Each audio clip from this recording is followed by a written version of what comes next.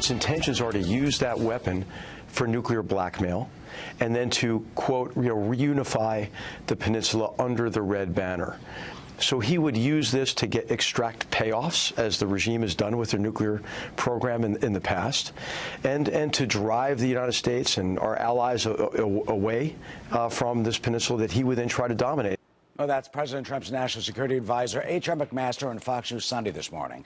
And he was not mincing words, as you heard, on North Korean dictator Kim Jong-un and what he may be up to by continuing to defy the United Nations Security Council and the world with those missile tests. You know, just last week, the rogue regime test-fired an intercontinental ballistic missile the U.S. officials say could hit the entire continental U.S. as far as Washington, D.C.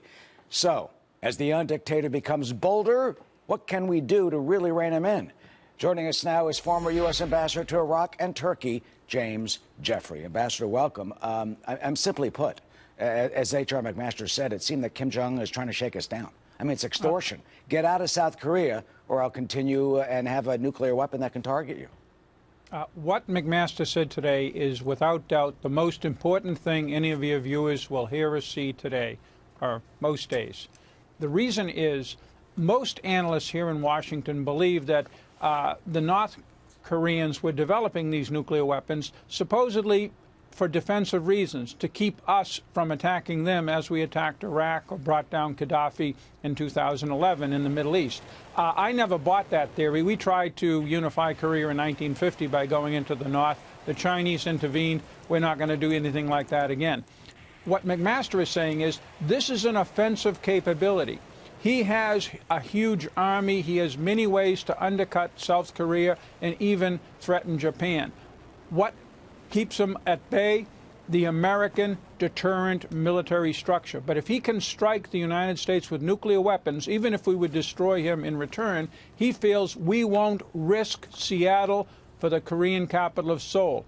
That's the danger here, and this is an extraordinary danger at this point. You call it an extraordinary danger. I mean, what does that mean? I mean, you've got the millions of people in Seoul, 28,500 U.S. troops in South Korea, and more others in Japan. I mean, what is the prospect of that? Well, the problem is, if we tried to use military force against him now, as you said, it would be a horrific war, at least as bad as the 1950-53 war that took over 1 million casualties, and this time he could use nuclear weapons, at least in Korea or Japan, or we can simply let him dictate terms and eventually push us out of South Korea and Japan and essentially turn it over to China, because China can rein him in, but China does not want to, because China shares the same interest as North Korea of seeing the United States security guarantee in the Western Pacific over Taiwan, over Japan, over the South China Sea, and over South Korea go away. That's China's goal as well, and North Korea is serving it. You have a great point there, and that is also being reinforced, sadly, at the United Nations.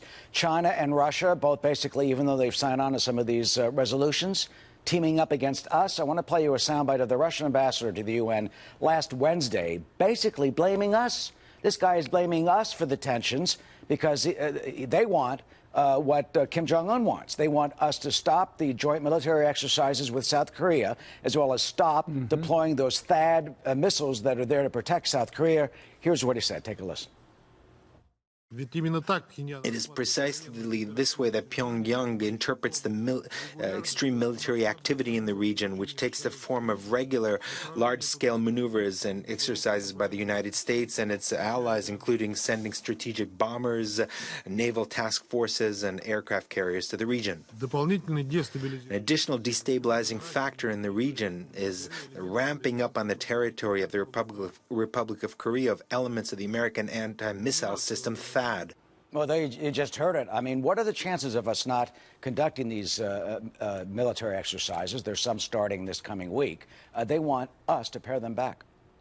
There's zero chance that we will give in to such outrageous threats. There's no sane person, including in Moscow or Beijing, who believes we have any intention of attacking North Korea to conquer the place. The only reason we would use military force is to get North Korea to stop its nuclear program. And we'll move closer and closer to that if China in particular, but also Russia, which has a border with North Korea, does not act to cut back oil and other strategic materials that is keeping the North Korean war machine going. Yeah, and they're not showing any signs of doing that. Nikki Haley at that meeting indicated that 90% of the trade has been cut off with North Korea. She said 30% of the oil, one-third. You know, they're still getting two-thirds, and she also pointed out that in 2003, China did cut off the oil, and that brought North Korea to the negotiating table. So your predictions, Ambassador, do you think China will shut off the spigot, and will North Korea go to the negotiating table, or will they have a nuclear weapon? The key thing is China, because North Korea has gone to the negotiating table 25 times in 25 years, and we never get anything. But focus on China. We need to do two things. First of all, McMaster has to back up his rhetoric with real military action. The Chinese have to believe we're serious about a possible military confrontation, or one could happen by accident. That means real steps, not flybys of airplanes. We need to reconsider the pullout of tactical nuclear weapons from Korea and from our naval vessels offshore. So that's quickly, the first thing. Quickly, when you say military action, you know, what specifically do you mean by that? Well, essentially making it clear that we would be willing to use tactical military weapons, tactical nuclear weapons, in even a conventional conflict, that we will fight for the peninsula. We haven't taken any new action to reinforce the rhetoric coming out of Washington, and thus the Chinese don't feel under pressure. Well, the prospects are horrific. The Chinese have not stepped up to the plate completely. The president has called for them to do that, and this crisis continues. Ambassador Jeffrey, thank you so much for joining us this afternoon, of course.